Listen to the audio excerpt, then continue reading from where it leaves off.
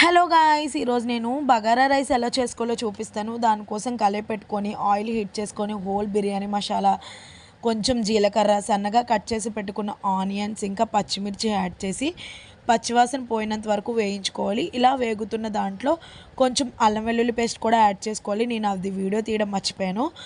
ఇంకా ఒక గ్లాస్ రైస్కి 2 గ్లాసులు వాటర్ అయితే యాడ్ చేసుకొని, వాటర్ బాగా మరిగినాక అందులో కొంచెం కొత్తిమీర, గరం మసాలా కూడా యాడ్ చేసి మూత పెట్టుకొని ఇంకొక 5 నిమిషాలు అయితే మరిగించుకోవాలి. తర్వాత ముందుగానే నానబెట్టుకున్న రైస్ కూడా యాడ్ చేసి అందులో ఒక స్పూన్ సాల్ట్ వేసి సిమ్లో పెట్టుకొని 10 నిమిషాలు అయితే ఉడికించుకోవాలి. ఇలా ఉడుకుతున్నప్పుడు రైస్ 90% కుక్ అయ్యాక అందులో ఒక స్పూన్ నెయ్యి కూడా యాడ్ చేసి ఇంకొక 5 మినిట్స్ సిమ్లో పెట్టి ఉడికించుకుంటే టేస్టీగా ఉండే బగారా రైస్ అయితే రెడీ అయిపోయినట్లే. ఇది చికెను ఇంకా మటన్ కర్రీకి అయితే చాలా టేస్టీగా ఉంటుంది. మీరు కూడా ఒకసారి ట్రై చేయండి.